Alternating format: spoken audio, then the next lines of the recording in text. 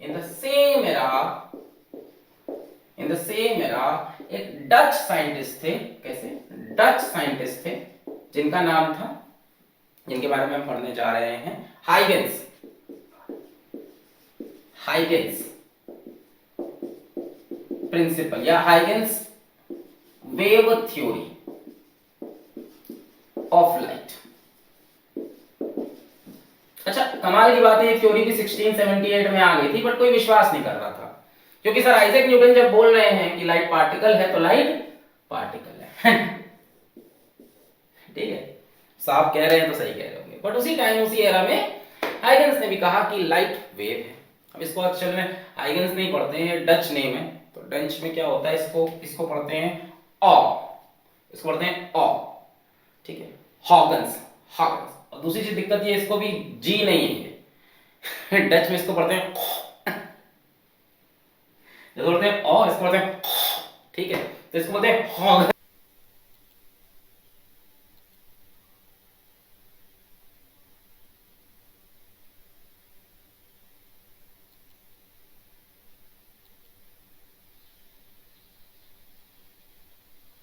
Light is a mechanical wave, इनकी theory को बाद बोला कि light is a mechanical wave, कहानी पलट दी। Light is a mechanical wave, इनकी थ्योरी को बाद में सही माना गया जब देखा गया कि लाइट वेव है। Light is a mechanical wave, बच्चों मैकेनिकल वो वेव होती हैं विच रिक्वायर्स अ मीडियम। उन्होंने बोला लाइट एक वेव है जिसको मीडियम की जरूरत है, बिना मीडियम के ट्रैवल नहीं कर सकती। आपको पता है आज के टाइम में ये बात ट्रू नहीं है, उस टाइम भी लोगों ने सवाल पूछा, उस टाइम ऐसे लोग बेवकूफ थे, उन्होंने पूछा एक बात बताइए कि भैया जो लाइट है वो सन से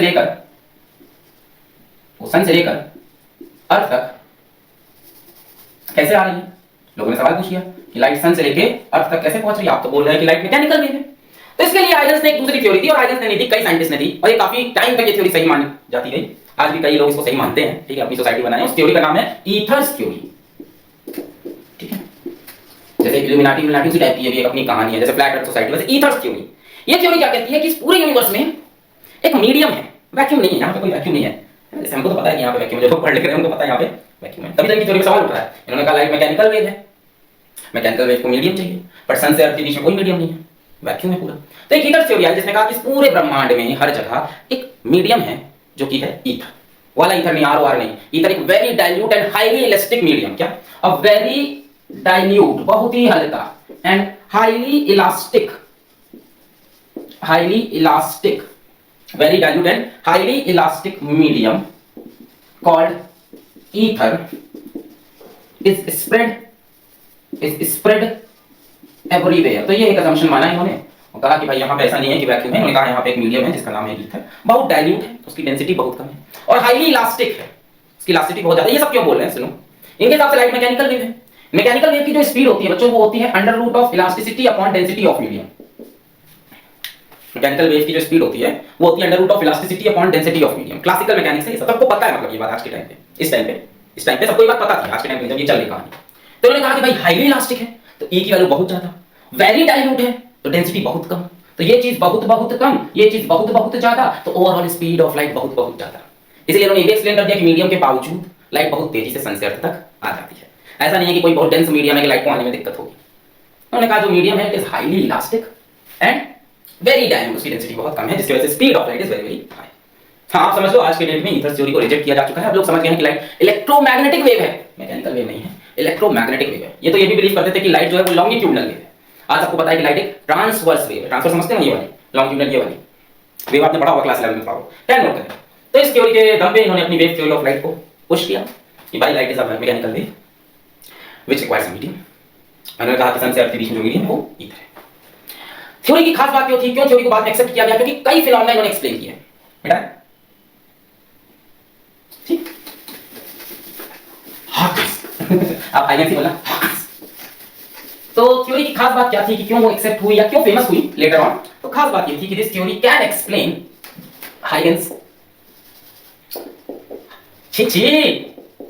हाइगेंस तुम लोग कब करोगे डिस्कवरी, पढ़ाने में कितना आसान होगा। हम लोग को राजूस थ्योरी कितना आराम से लिख लेते हैं, है ना, राजूस थ्योरी है ना, है कि नहीं है, समीक्षा theory, Abhishek theory, Huygens theory can explain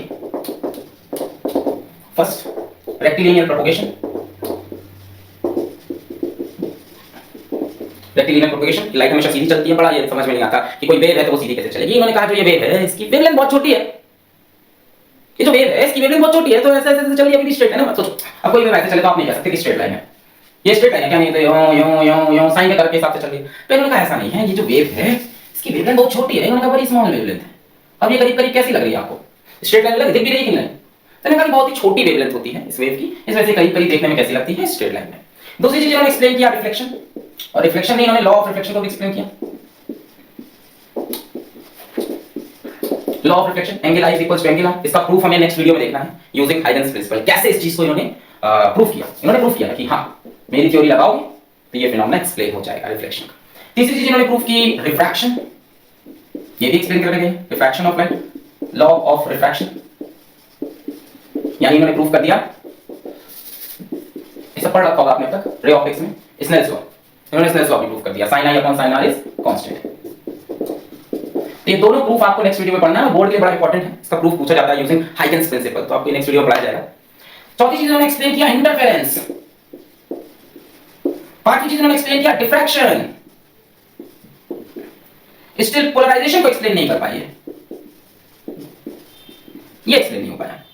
polarisation इसलिए एक्सप्लेन हो पाया क्योंकि पोलराइजेशन इलेक्ट्रोमैग्नेटिक वेव की प्रॉपर्टी है, और इनके हिसाब से लाइट कौन सी वेव है, मैकेनिकल वेव, जिसको मीडियम की जरूरत पड़ती है। बाद में पता चला लाइट कौन सी वेव है, इलेक्ट्रोमैग्नेटिक, तो ये नहीं एक्सप्लेन हुआ, बट इतने फिनोमेना इन्होंने एक्सप्लेन कर दिए। ठीक है, तो इन दोनों का प्रूफ आपको पढ़ना है आपके सिलेबस में, proof of law of reflection and proof of law of refraction using Huygens principal.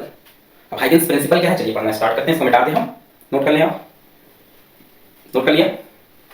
चलिए, तो लाइट कैसी वेव है, मैकेनिकल वेव है, जिसकी वेवलेंथ बहुत छोटी है, स्ट्रेट लाइन में ट्रैवल करती है, और मीडियम कौन सा है पूरे यूनिवर्स में, ईथर का मीडियम फैला हुआ है। अब आया हाइगन्स प्रिंसिपल, जो कि आपके सिलेबस में बड़ा इंपॉर्टेंट है, हाइगन्स प्रिंसिपल। अब ये कुछ नियम है इनके, जैसा इन्होंने कहा वैसा मानना पड़ेगा, एक तरह से आपको यहां से रटना पड़ेगा ना, किसी इंसान के खुद के सिद्धांत है कि ये मानोगे, हमारी थ्योरी के ये पॉइंट मानोगे, तब हम बाकी फिनोमेना अपनी थ्योरी से एक्सप्लेन कर देंगे। तो ये इनके अपने पॉइंट है, इसमें हम बहस नहीं कर सकते सही है गलत है। तो हाइगन्स प्रिंसिपल में जो सबसे पहला और सबसे इंपॉर्टेंट पॉइंट है वो है वेव फ्रंट। ये एक नया कांसेप्ट है आपके लिए, वेव फ्रंट। वेव फ्रंट क्या है, वेव फ्रंट एक प्लेन है जिसपे सारे पार्टिकल किसी मीडियम के होंगे जिनका फेज ऑफ वाइब्रेशन सेम होगा। वेव फ्रंट किसी मीडियम में एक प्लेन है जिसपे जितने भी पार्टिकल्स होंगे सबका वाइब्रेशनल फेज सेम होगा। जरा इसको लिख देते हैं, wave front it is the locus of all points of a medium which are vibrating in the same phase। नहीं बता देंगे पूरा डिटेल में, टेंशन मत लो, सब बैठवा देंगे। क्या क्या कह रहे थे, मतलब समझ भी लें। वेव फ्रंट कह रहे हैं कि locus of all points of a medium, किसी मीडियम के सारे points which are vibrating in the same phase, जो सेम फेज में है। ये फेज क्या चीज है, जब हम एक नॉर्मल वेव इक्वेशन लिखते हैं, वेव इक्वेशन आपको याद है, y is equals to a sin omega t plus minus kx, जैसे हमने प्लस kx लिख लिया। हाँ ये क्या है सर, ये तो मैं जीवन में पहली बार देखा, क्लास 11 में आपने वेव पढ़ी थी, ये वेव इक्वेशन होती थी a sin omega t plus kx, although light एक इलेक्ट्रोमैग्नेटिक वेव, सब बात पता चला, इनके साथ तो मैकेनिकल वेव, तो y is equals to a sin omega t plus kx। किसी भी वेव की इक्वेशन में बच्चों ये जो टर्म होता है, इस टर्म को हम बोलते हैं फेज। अच्छा तुमने वो भी तो पढ़ा है, अल्टरनेटिंग करंट, तो फेज समझा होगा। ये जो एंगल लिखा होता है इसको बोलते हैं फेज। t है टाइम, x होता है डिस्प्लेसमेंट। ठीक है, किसी भी वेव इक्वेशन में t होता है टाइम, x होता है डिस्प्लेसमेंट। अब जरा सुनो, और ये पूरा फेज है, ठीक। और ये y क्या होता है बच्चों, ये डिस्प्लेसमेंट होता है पार्टिकल का, x होता है डिस्प्लेसमेंट वेव का, ठीक। x होता है किसका, डिस्प्लेसमेंट वेव का। अब आई होप आपको थोड़ी बहुत वेव की कहानी पता है। y होता है डिस्प्लेसमेंट ऑफ पार्टिकल। खैर इससे हमें कुछ लेना देना नहीं, हमें फेज समझना था। अब सुनो, मान लो यहां पे एक पॉइंट सोर्स ऑफ लाइट है, क्या है, एक पॉइंट सोर्स ऑफ लाइट है। अब इस पॉइंट सोर्स ऑफ लाइट से मान लो चारों दिशाओं में वेव्स निकल रही हैं, ठीक, चारों दिशाओं में वेव्स निकल रही हैं, बढ़िया, चारों दिशाओं में क्या, तीनों डायमेंशन में वेव निकल रही है। पॉइंट सोर्स ऑफ लाइट है, वेव इधर जा रही, इधर जा रही, इधर जा रही, इधर, हर तरफ लाइट वेव्स निकल रही हैं, ठीक है। मान लो किसी गिवन टाइम पे, when t is equals to कोई भी given time, let t is equals to t1 time, किसी गिवन टाइम पे हम इस पॉइंट सोर्स ऑफ लाइट से x डिस्टेंस आ गया यहां पे, इस पार्टिकल का हमने फेज पूछा, इस पार्टिकल का फेज क्या होगा, let the name of this particle be a। तो a का जो फेज होगा वो होगा omega t1 plus kx।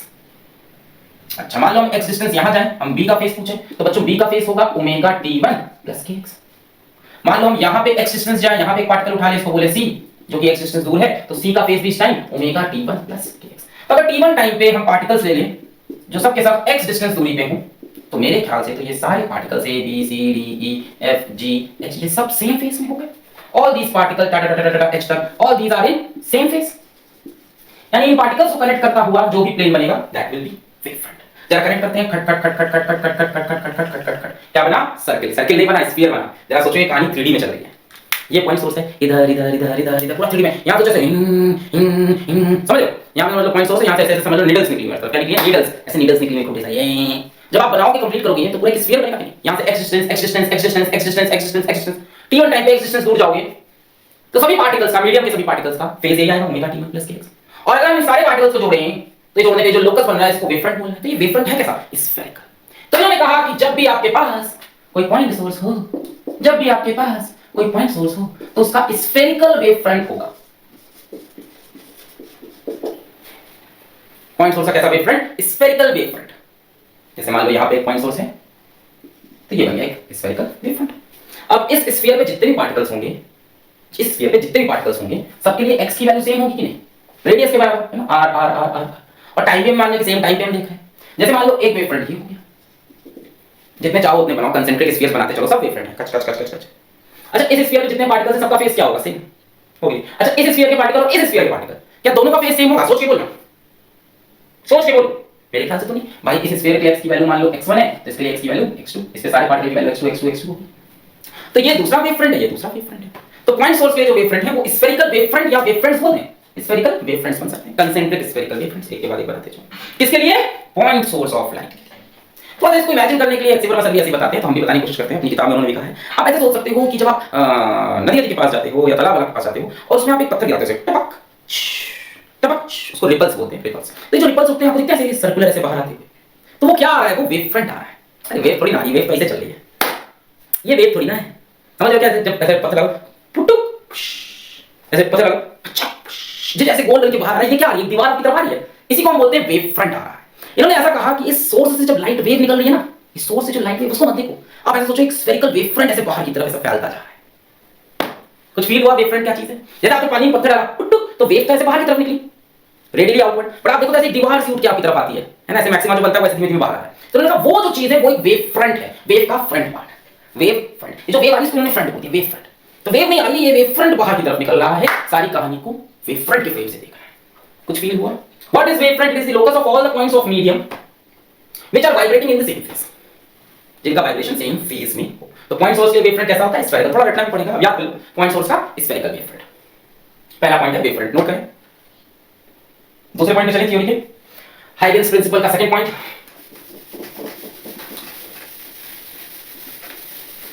Second point is very very very very important, very very very very important. Second point में क्या बोला इन्होंने?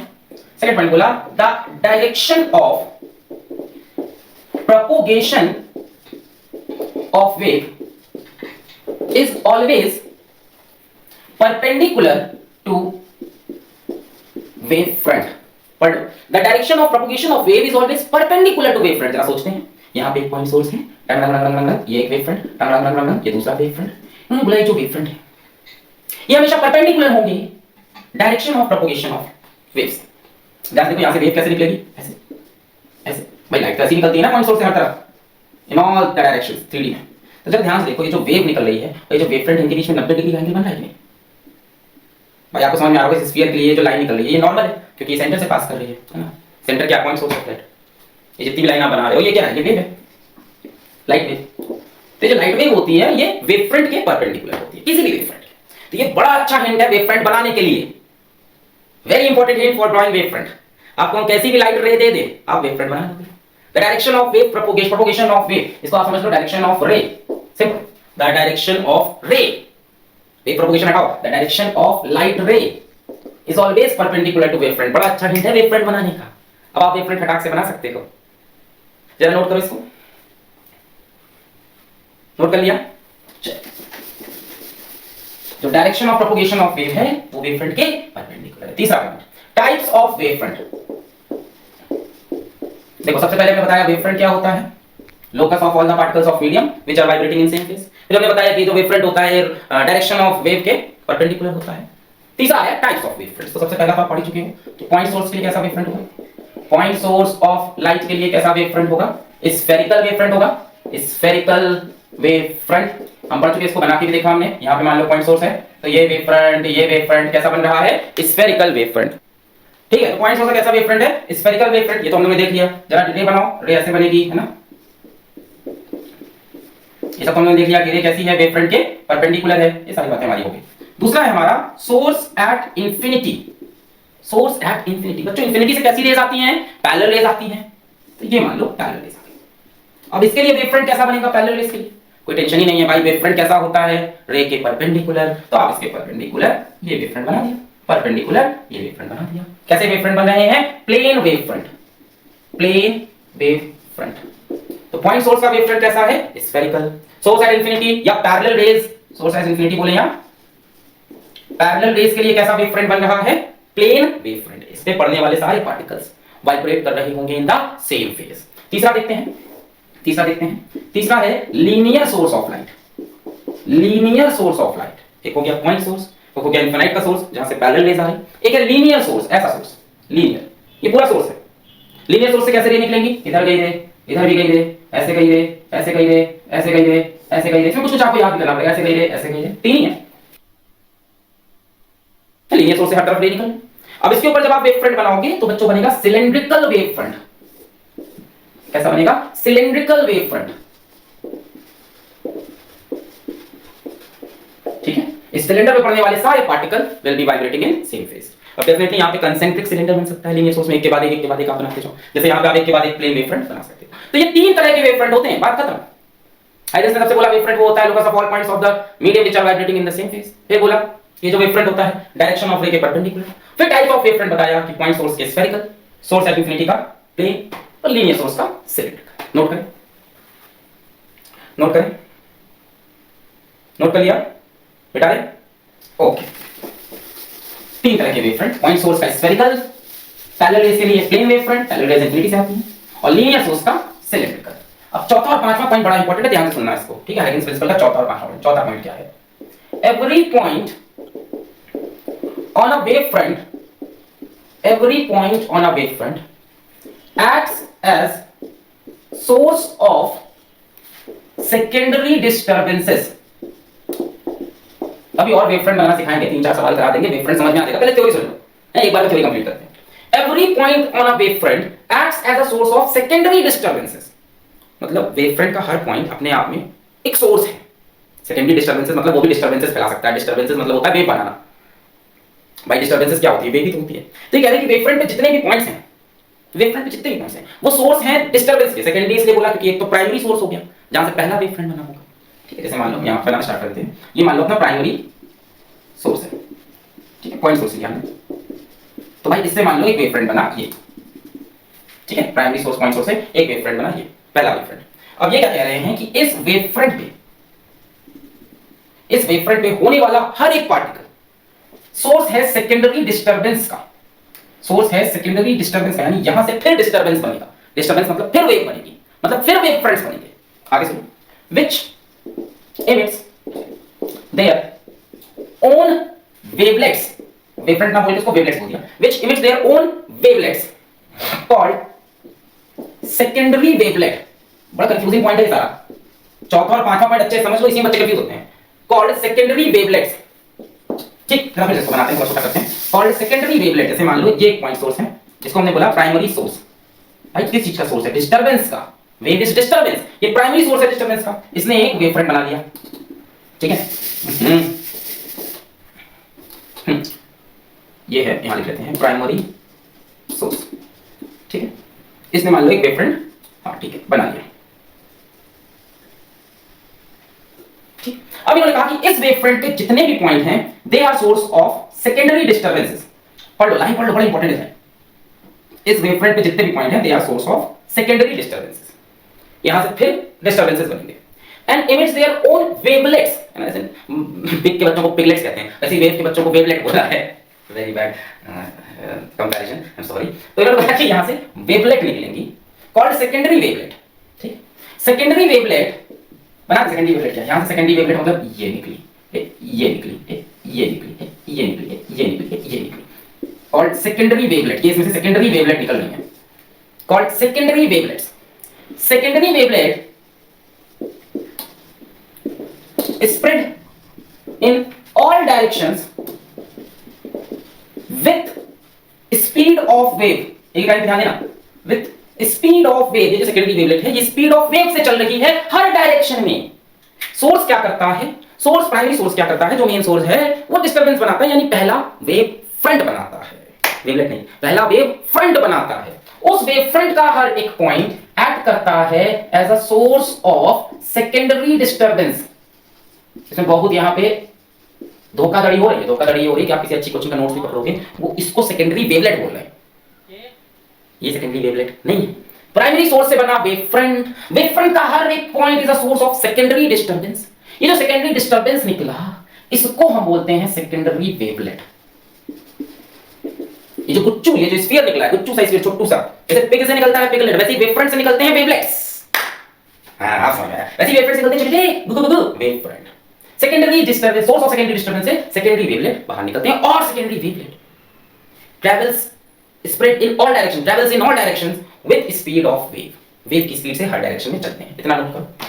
अगला पॉइंट आने वाला है बहुत इंपॉर्टेंट, ये फोर्थ और फिफ्थ पॉइंट मिला के बड़ा इंपॉर्टेंट होगा, नोट करो जरा इसको, नोट करो, छाप लिया, क्लियर हो गया दिमाग में। प्राइमरी सोर्स से बना वेव फ्रंट का हर पॉइंट है सोर्स, सेकेंडरी सोर्स है ना, इसको सेकेंडरी सोर्स बोल सकते हैं, सेकेंडरी सोर्स से सेकेंडरी वेवलेट बुलबुल हर डायरेक्शन में। ये जो बुलबुल निकल रहे हैं कैसे निकल रहे हैं, विद स्पीड ऑफ वेव। पांचवां पॉइंट, पहले पॉइंट लिख देंगे फिर कहानी बताएंगे, ठीक है। पांचवां point, a common tangent, the common tangent, the specific है, the common tangent on secondary wavelet in forward direction gives new wave front। अब बनेगा नया वेव फ्रंट।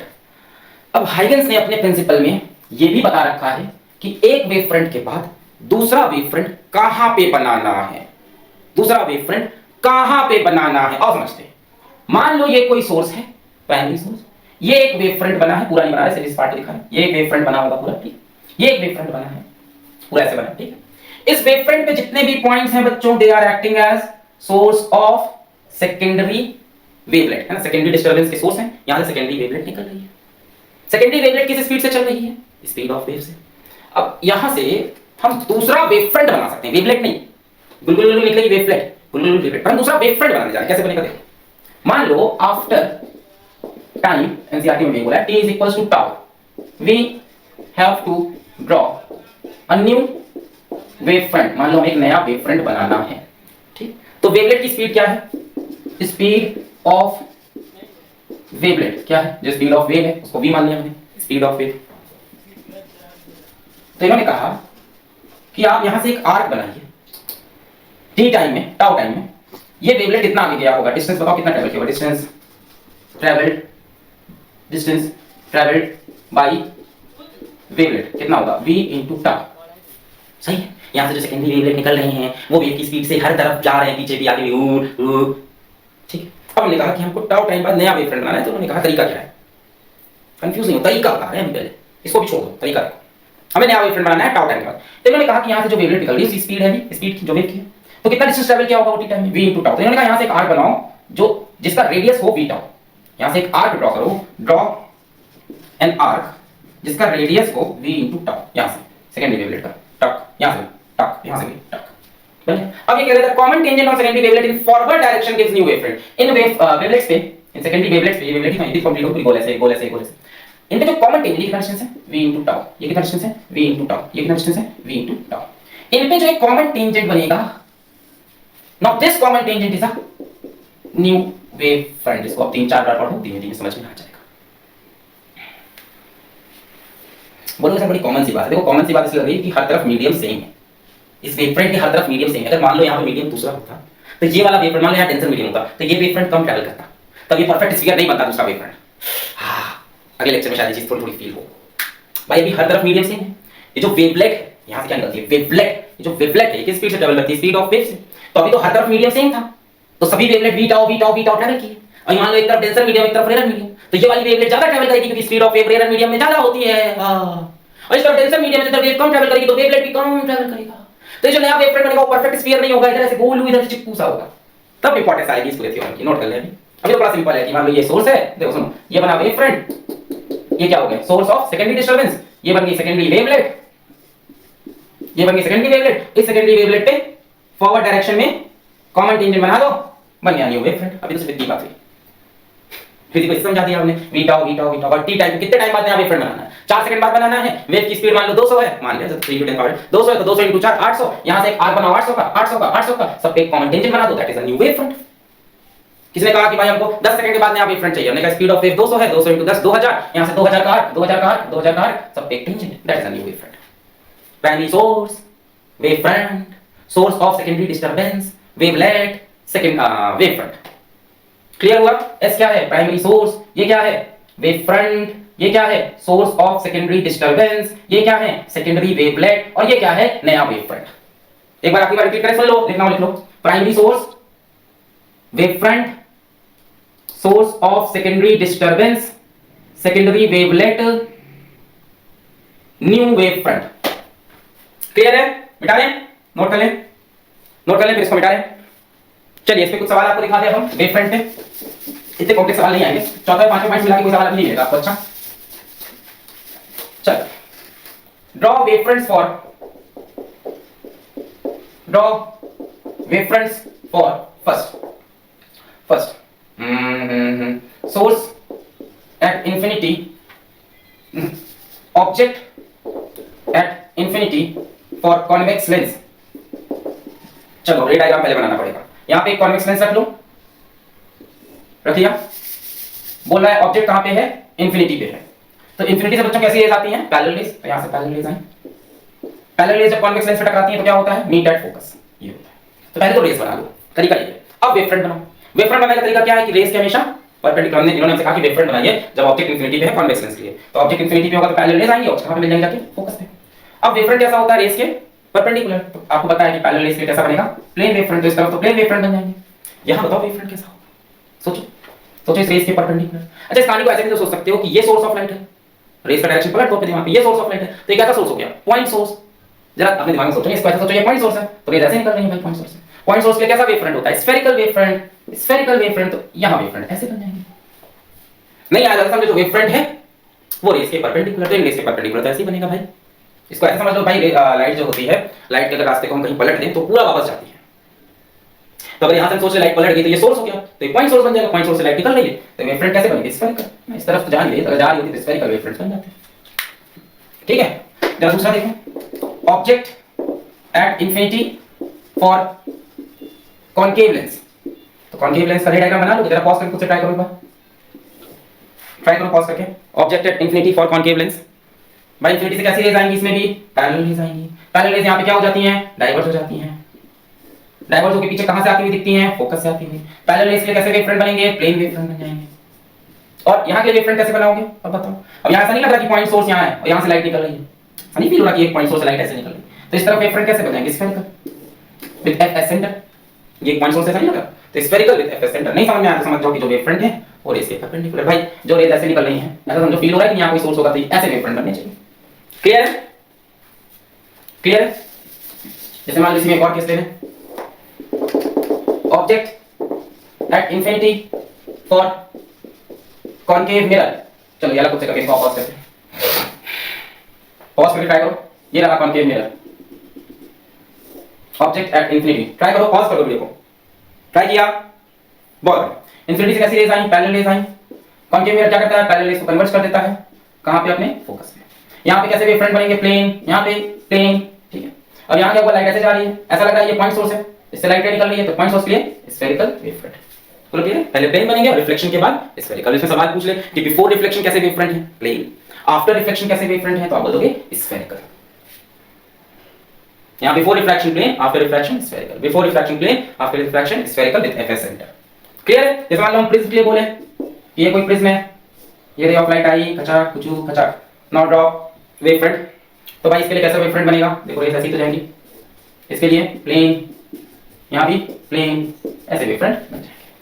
क्लियर है? तो इस तरह से आप याद रखना कि रेस के परपेंडिकुलर वेव फ्रंट होता है, और जब भी फोकस पे जाए तो सोचो फोकस सोर्स से वहां से लाइट निकल रही है और उसको सेंटर मान के स्फेरिकल वेव फ्रंट बना दो। चलो कॉन्वेक्स मिरर का बचा है वो खुद से ट्राई करना।